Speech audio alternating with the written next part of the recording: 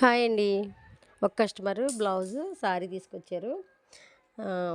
Piece ఎక్కువ ఉందని blouse piece plain sorry తీసుకున్నారన్నమాట అమ్మాయి. దాని గురించి నేనేమన్నానంటే ట్యాజిల్స్ ఏస్తానని చెప్పాను. బ్లౌజ్ పీస్‌లోదే.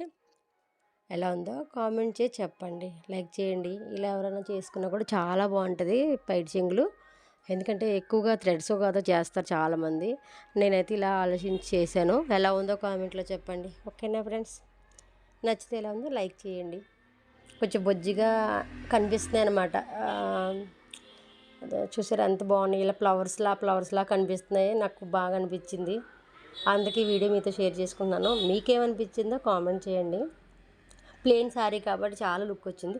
తను ఇలా వన్ పైట్ వేసుకుని ఇలా పట్టుకున్నప్పుడు కూడా మనకి చుట్టూ ఇలా తిప్పుకున్నప్పుడు కూడా చాలా బాగుంటుందన్నమాట. అందుకని నేను అవి వేసాను. దాంతోపాటు వైట్ ముత్యాలు కూడా వేసినందుకు చాలా అందం వచ్చిందనమాట.